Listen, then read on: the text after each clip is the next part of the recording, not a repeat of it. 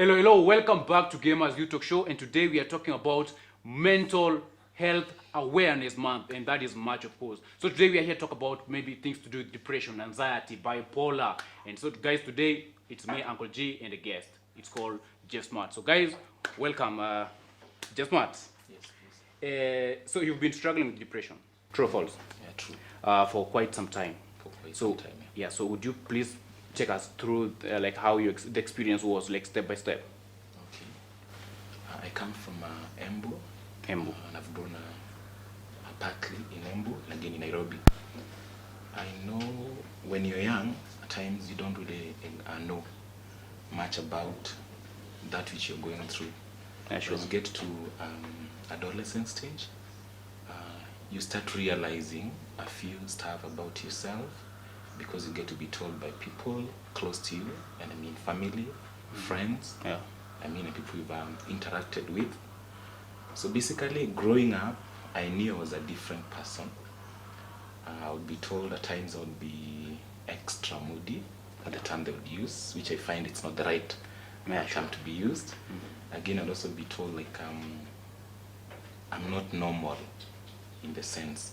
So for me, I would take it as the way just people would say things and you move on. Like, okay, normal in the sense that you become extra moody. Many a times I would be extra excited when you get to happiness. Euphoric.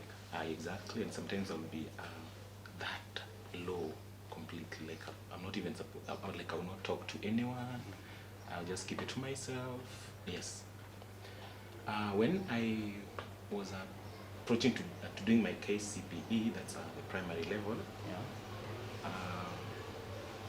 I didn't want to, and when I was asked, I did not have an answer to it. But I found out that by just me looking at it, I was anxious. That's anxiety aspect of it. Yeah. And at times, think about so many things, I would get depressed. So I really didn't want much to do with the exam and what came with getting to high school of what I'd hear. But basically I went and did it. Having been a bright boy, I took my KCPE where I failed. I didn't do well. Then now here I'm struggling. I didn't know what exactly was The it. problem. Yeah. Now here I failed. That got me into being now more even depressed. Because much of what I would do at home, I would sleep. Nothing else. By then I wasn't this person who took drugs or engaged himself into such. So much of what I would do is just sleep and remain like just alone, really much of my time. Still at home, I'll talk about my family didn't understand me, really, like my mom and even my dad. They did or they didn't understand? They really didn't understand. I was sort of a young man I was. And I know they really tried their level best. But mental health or depression in our African context, really people would not want to talk about it. Yeah. Maybe they knew, but they didn't want to talk more about it because you know the stigma with it. Yeah, stigmatization. Many of us say that if someone is behaving such and such, could be he's mad or she's mad. And you wouldn't want people to associate this family with such and such of situation. Yeah, the cultural aspect. Definitely. Now after I failed my exam, I really did not know what to do with my life. Here, I've disappointed the parents because they were really expecting good results from this bright guy. So I knew, like they would always say, direct to the national school and all that. I stayed at home the whole of January and Feb. That is 2 months after people joined. Exactly. Okay. Then I realized I think the best thing I can do is to repeat. So I repeated where the school that I had done my KCPE. Same school. Same school. Now getting back, you realize it's even worse because Sure. you've been performing well from class 4 up to class 7 and the whole of class 8, but now KCP failed your KCPE. Even the teacher will start looking at you Differently, and you'll hear so many comments. yeah, and even the fellow students who Definitely fellow students, and now when you are the adolescent stage, Sure. what we can tell the others. So that also put me down, and much of what I thought of doing is getting into books. I lost quite a number of friends. I lost quite a number of even close people that I'll talk to. So I remained dedicated to myself. I really dedicated myself to passing my exams. Sure. And yes, I did. After, and then it was a struggle, really. It was a struggle for myself and even for my family, really, to get to understanding what exactly is wrong with me. So talking of dedication, like when you went back, you say being like depressed and stuff like that, trying to like imagine what the other students are going to think about you, teachers, maybe people back at home. So how did you manage to like concentrate fully when you went back to school? I clicked ignore. Ignore mode. Ignore mode. I remember, and then I didn't trust anyone. Yeah. Because I thought it was stress. I could tell I'm really different, but I couldn't get to hold on to what exactly is it. Oh yeah, was the problem. Because many a times like getting to class, doing what I'm supposed to do, you'll find me alone. If teachers are not in class, I'll be sleeping. I'll be out in the field sleeping. I'll just shout it out at times when I'm alone, because I felt so much was going on in me. And again, as an adolescent, you don't talk much Sure. of what you're going through. Yeah, sure. Yeah, because the African culture, sorry to say so, but we are not taught to open up Sure. about who we are, maybe of what we are going through. Due to the fear of Exactly. stigmatization and stuff like that. Yes, and back then I remember like we used to do home science as a course, as a subject. Yeah. And you'd find like home science curtails social ethics and other things, but our given theory and all that. But these teachers, I think they were supposed to we were supposed to trust them, or to talk to them. Yeah, for counseling. For stuff like counseling that, and yeah. stuff. Yeah. But getting back, I realized some teachers, from not really knowing of what young people by then they are going through and also, they would use, let me use the term, bad language to talk to students. Whereas some of the students, I guess, they were like myself. Yeah. Yes. So I'm done with my KCPE. I've passed. Parents are a bit hesitant taking me to high school, because this guy who has always been sleeping, we don't know really much of what he wants. But all in all, I joined a school in central Kenya. Going through that Form 1 phase was worse, because I don't think I stayed in school for a month. Yeah, trying to transit from now. Yeah. And then here I've met new people. I'm also getting used to the many subjects. Yes, I still performed well, but remember I would stay in school for like 2 months, maybe even half a maybe a month. Then I get back home, saying that I'm sick. Yeah, sure. To me, it was stress and all these depressive episodes and everything. But when I get back home, because I remember I would be taken to every other hospital, and nothing would be found. But to me, I really feel I'm unwell. Pushed to the wall, yeah, sure. Yes, I'm unwell. And when you see you're unwell and you're taken to the hospital and no one really gets to see where you're suffering from, it becomes something else. Times from where I come from, witchcraft sometimes is spoken about things. Sure. So people start thinking, what exactly is it? I get back to school, exams come, I perform very well. get back home. So I was this person who didn't enjoy life. The way I look at it, the way I won't define what enjoyment of life is to the young person, but I didn't find myself really enjoying living, because much of what I thought of was, why can't I just sleep and never wake up? Because many times I would go as a young person, I would sleep and praying that you see that in mind, like I don't really want to wake up, because at times it will get worse, whereby really I can't do anything. I mean, at boarding school, people are supposed to wake up very early. They're supposed to do, the prep thing, cleaning yourself and everything. So myself, I would find myself in bed throughout. Then teachers can't allow you to be in bed throughout. Yeah, sure. They won't give you punishment because they also don't know what is wrong with you. It went like that. Go to Form 2, a performer here.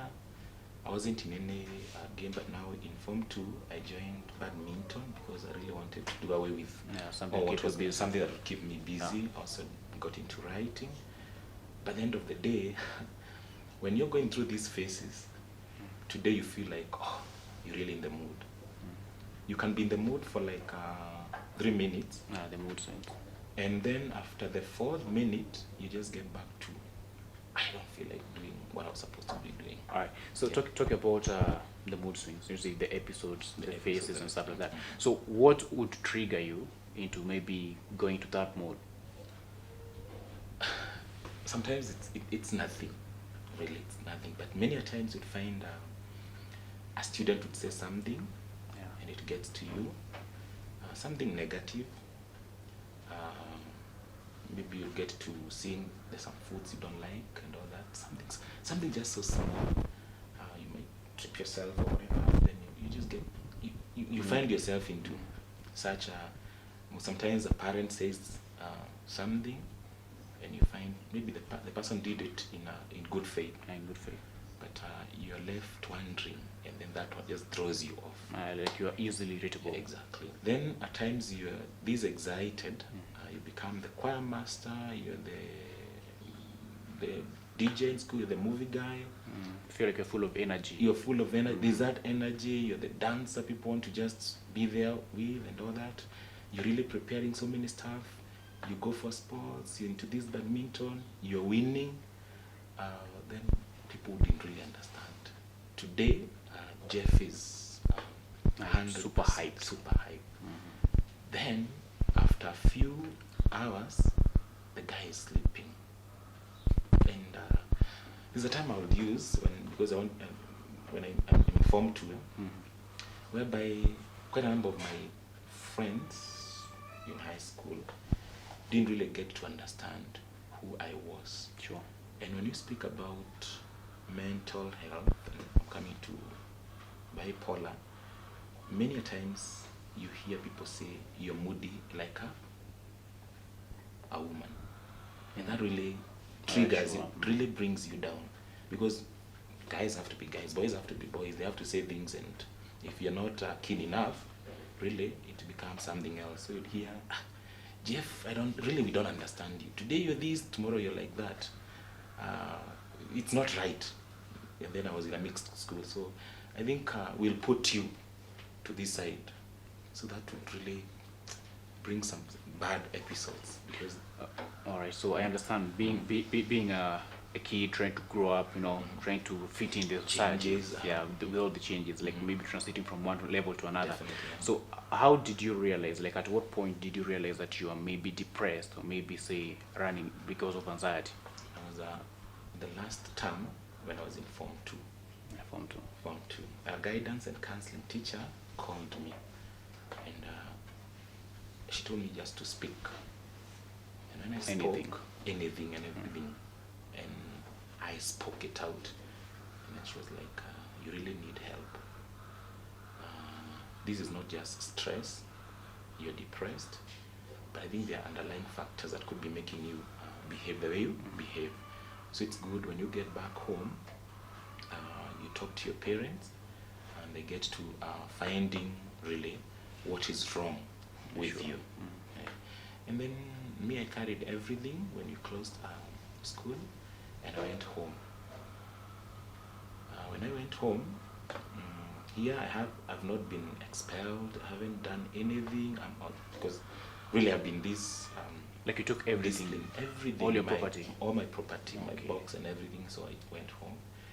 It was like I don't want to be in that school. I've always been sick. Yeah, sure. So me now, I'm not telling my parents that our guiding and counseling teacher has said this.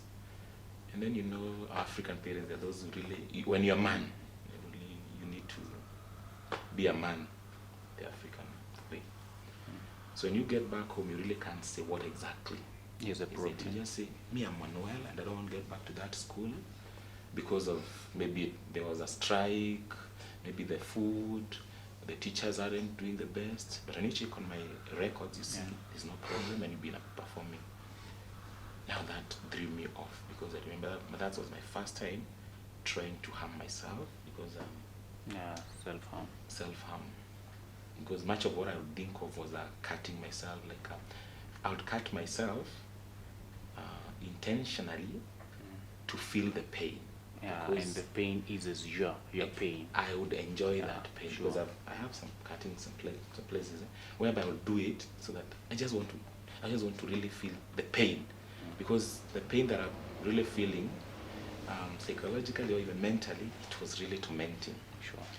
Then I stay home until my dad says, I think we'll go with him to Nairobi. I'll get him a place.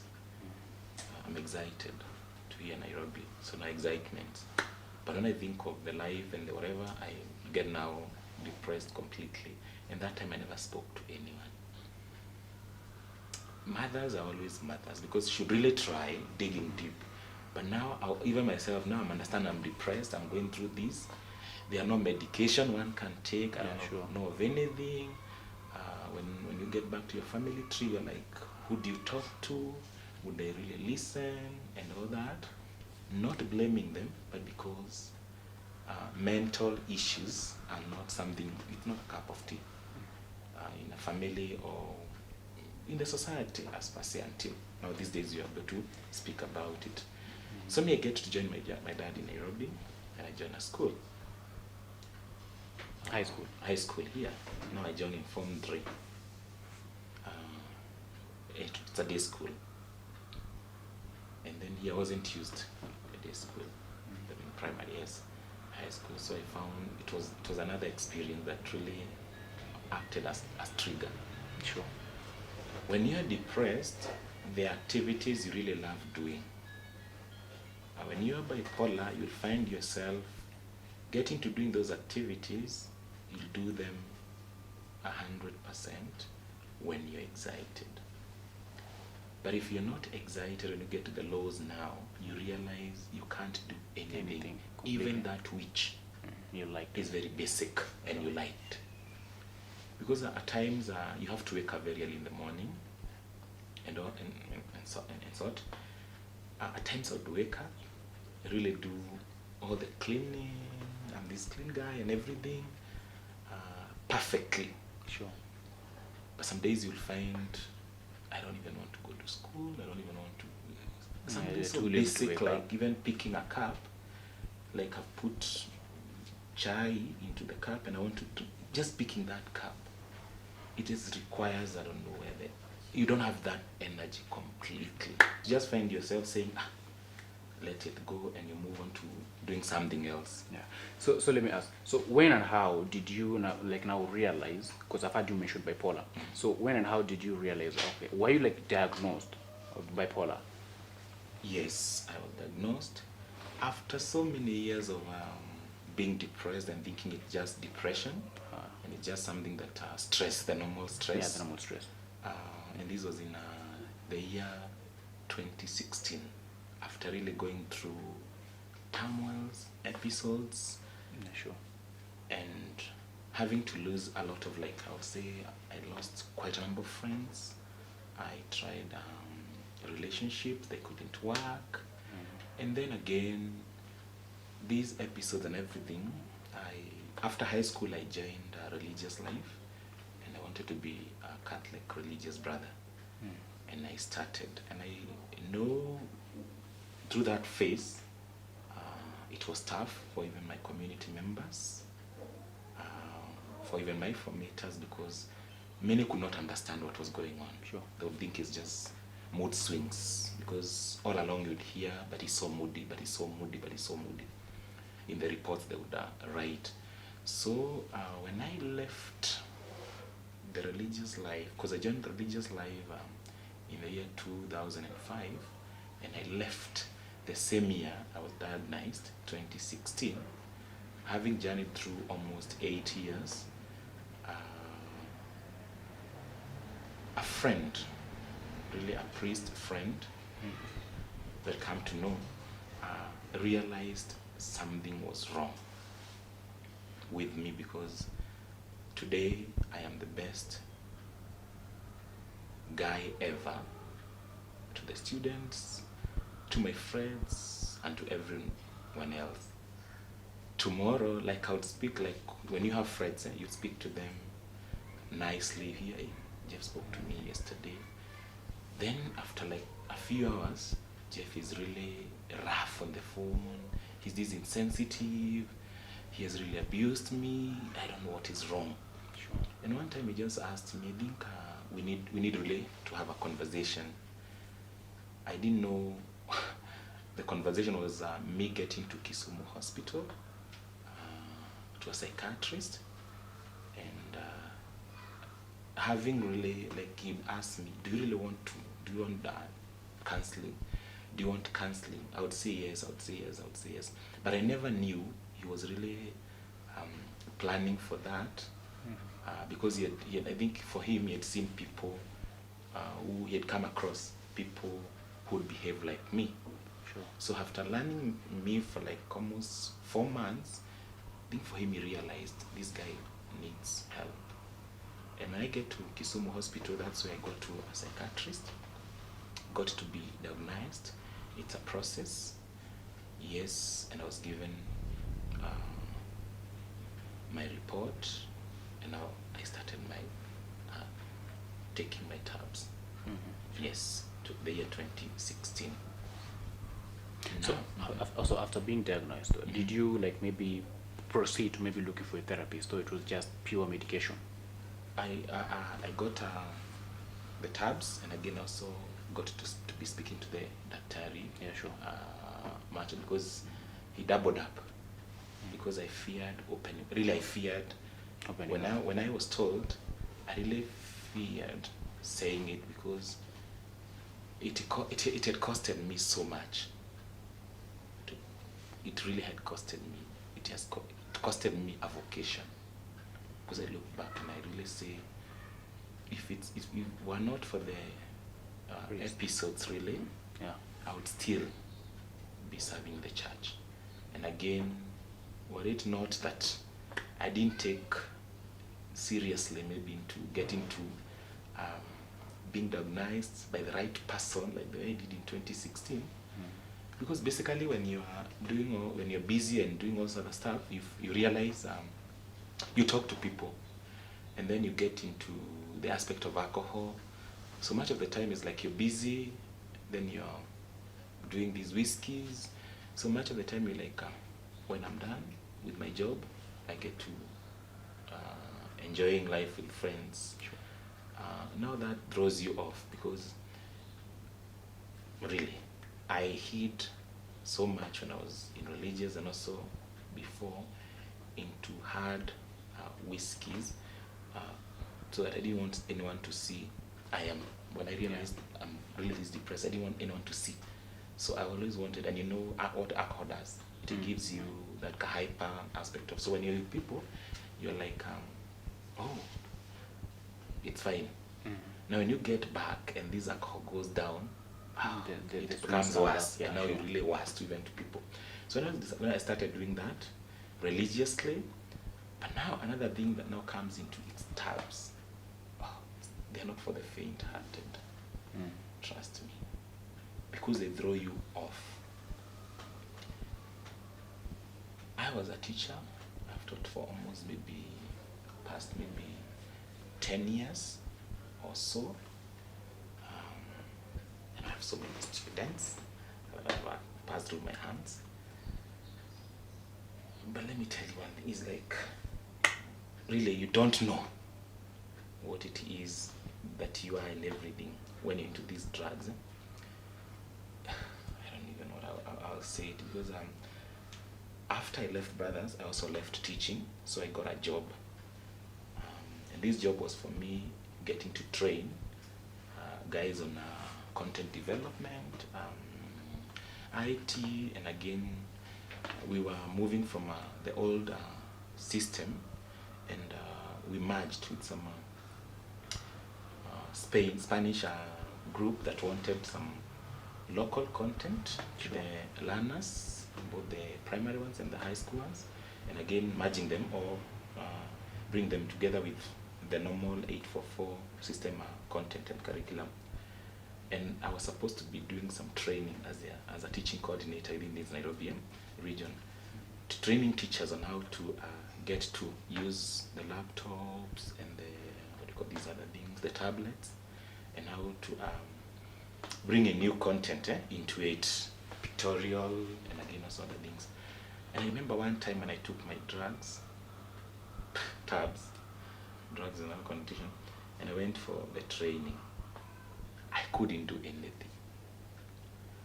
Now I am diagnosed. When you go for the interviews, when you want to get a job, you don't go telling people, oh, and I am bipolar, oh, I'm depressed. No, you can't, because you really don't know. And I had gone through stuff by saying I'm just depressed. So now here I'm trying to explain to a colleague, kindly hold on for 15 minutes. I talk to my therapist, or I call the daktari, nimuulize kwani what is going on. But the guy is saying, but this training, you're the one who's supposed to be doing it. For me, I'm not supposed to. But I don't know what I did. He saw I wasn't well. And then he picked up. And I left. I just walked out from the room where we were doing that. I couldn't even, myself, I could not. And when I was out there, this is just 2017, 2018, I was just out, I was like, God, why can't I just fall and just die? I can't let these colleagues of mine know that I'm going through mental stuff. Sure. Why? And then within some time, I lie down and I let them do. Thank God, I think the people were so quick to realize, because my bosses were around and we were training with them. So they came, they realized I think I'm not well. They didn't know what I was going through. So they just said, look, we can give you enough this afternoon, then tomorrow you'll pick it up. Yeah, I went home. Going home, and along the way I was like, really, I'm really tired. I've gone through this, then I'm on these drugs. I thought they would stabilize me, but now, for them getting used to my body, me getting used to them, they're throwing me off and on. I was like, no. I started mixing the drugs and alcohol. They don't go. They really don't rhyme. You're just killing yourself in a way. So I would feel terribly out of place. I started skipping work. I started giving excuses because I didn't want anyone knowing that I was going through mental stuff. And I know, even if you ask them places that I've worked, they'll tell you that these are performer, yes, but I don't know what gets into his mind. He becomes something else. People think of you lie, but you're not lying. People think of because you don't want anyone knowing. There's this aspect of you're a respected person. Sure. You belong to this company or this group, it's a respected thing. And then again here you're going, telling everyone you're on drugs, which drugs, mental drugs. We don't want to hear that such a person is mentally going through stuff. So it's like, okay. And I remember it was January 2018. It's 2018.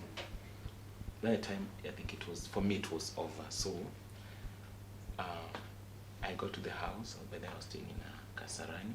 I got to the house. I had furnished it very well. I was single because relationships could really work for me. Yeah, so I got in, sold everything, pocketed the money. If I met you, because I said I'm not going to take drugs, and I'm not going to talk to anyone, and I'll hide myself, because I would hide myself from my family, from friends, so I would always find myself alone, sleeping, and on drugs. And if I'm having friends in the house, I'll really remove anything that would show that I'm going through stuff. Sure.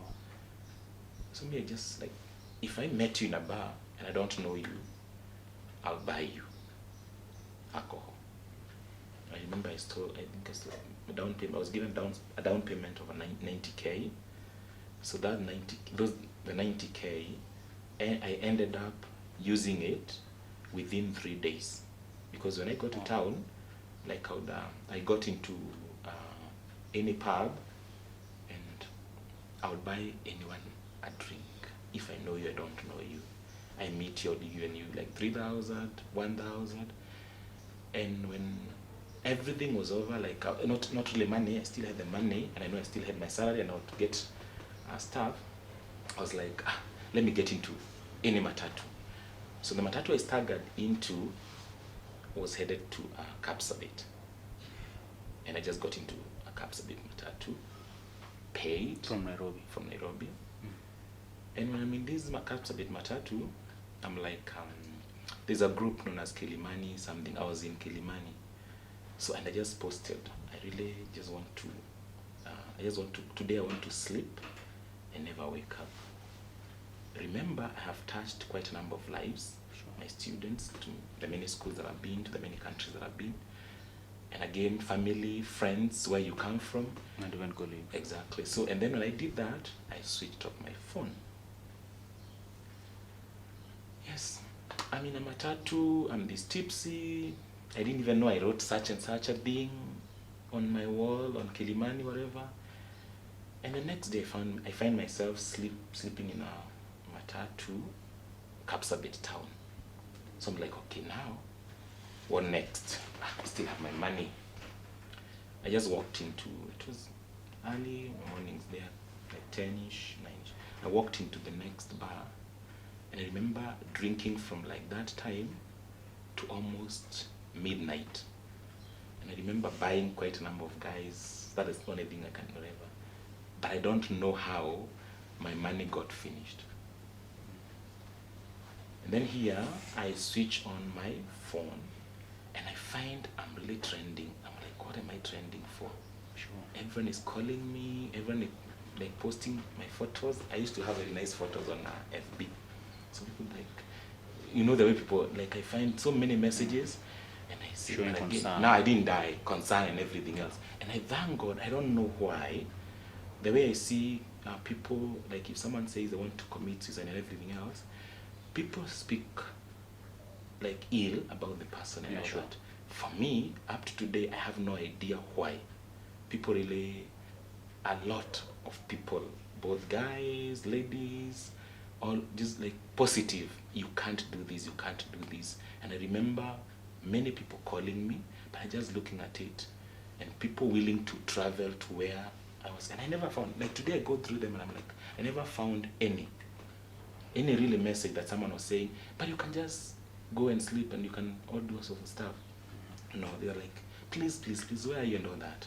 So that was a concern, and that's why still I am here today, because of such people. Then here I realize, oh, now I have nothing. What do I do? There is lady who just asked me, like, where are you? Just tell me, where are you? Then now I'm like, okay, I can't tell you. Now that the thought of like, I really want to die, I really want to die is in me. And I mean, I'm drunk.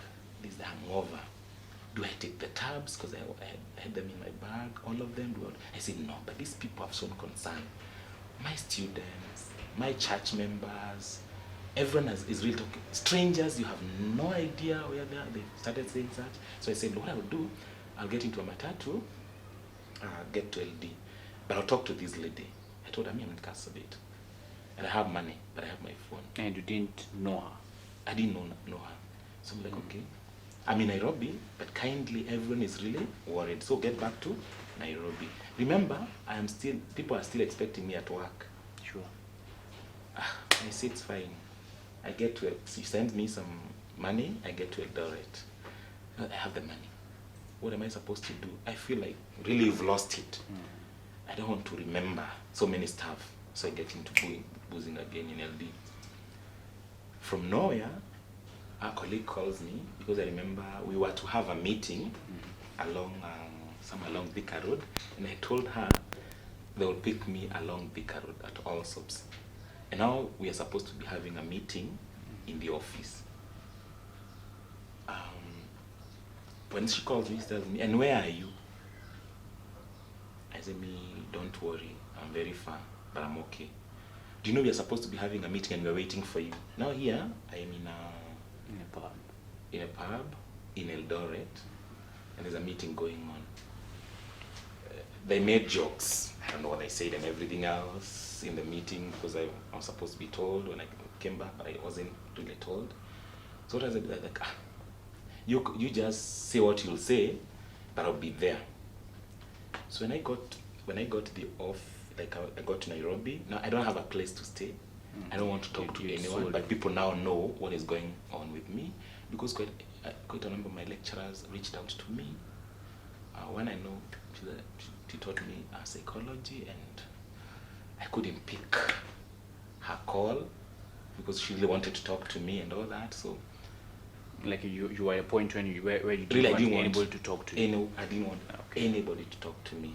I didn't have the will to do anything, and because I didn't have the will to either take my tabs, it's really a struggle, an everyday struggle.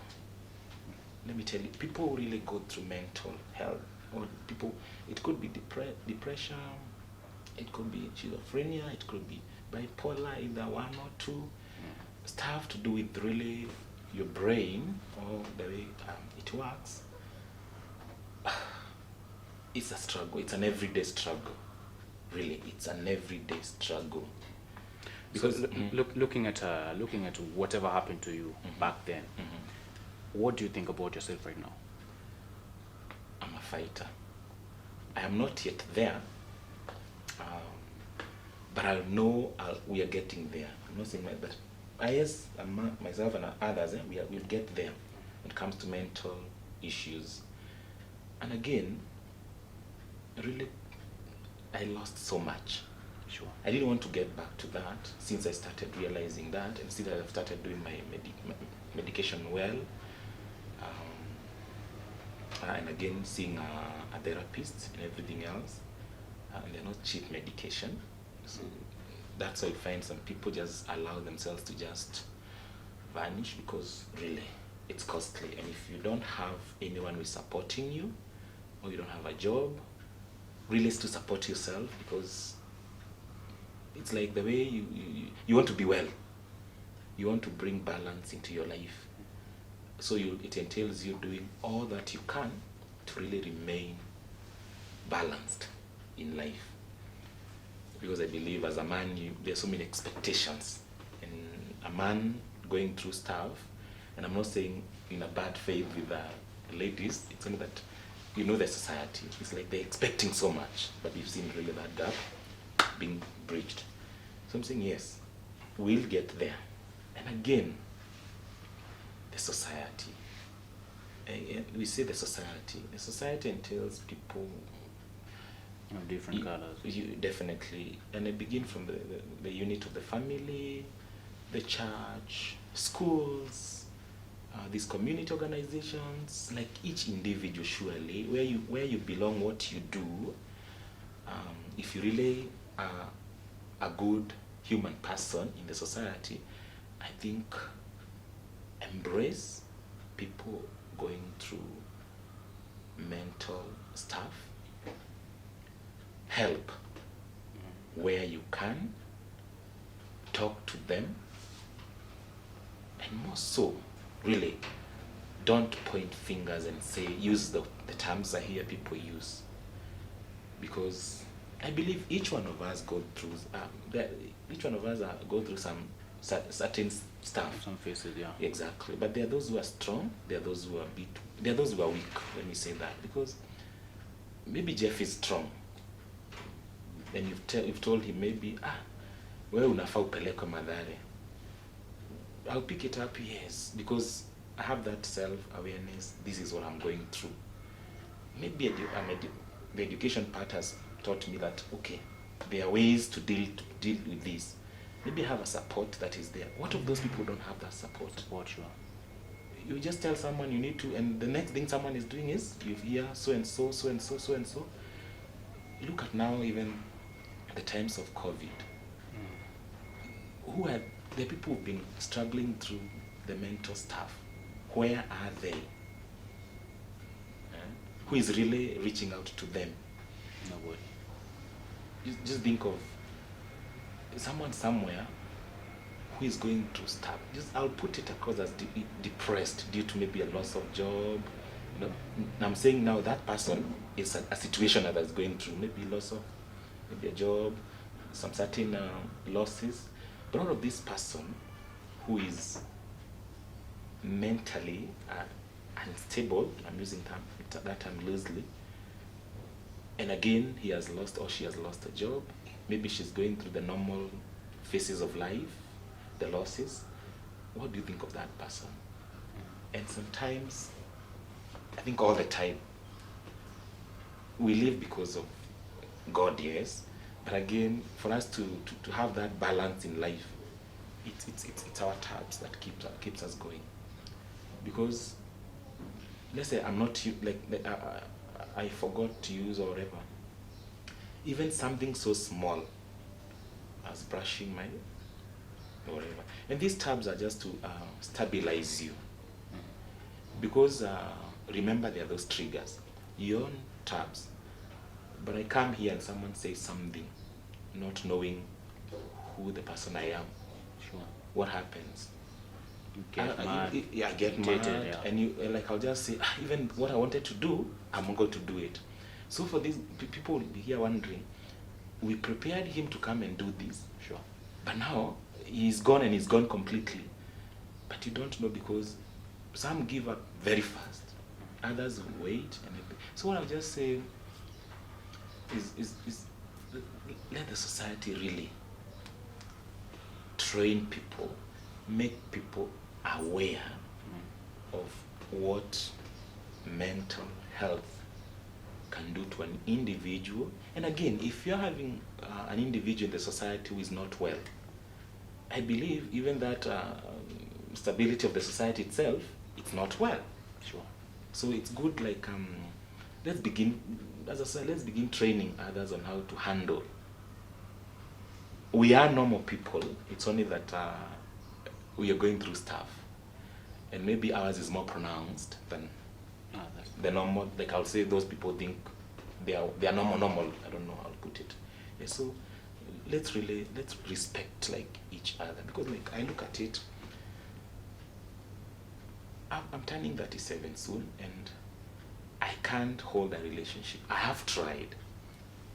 The other gender is and I'm using that not in a bad way. Sometimes when they realize you're not well, because definitely when you start dating, you'll open up, right? Sure. To the lady. And without due respect, you'll open up, you say, and by the way, I have these tabs. When you're excited, you believe the love is high and everything, I have these tabs that makes me be stable in a way and all that. I think 1% will remain. 0.0 will remain. The other just looks at you and you just say, Mrs. Ish in a cycle. And again, we also want to bring in offsprings, right? A generation. Would you want, because you're looking at me like I'm a psycho, would you want your generation to have those? Sometimes you see those are the decisions, like someone like myself would say, I think I'll let me hold on a bit. Will the society understand that? No. Right? But maybe in my mind I said, I really don't want. Let me try, build up this in another way. Maybe volunteering to something or doing something, engaging in some other activities than this.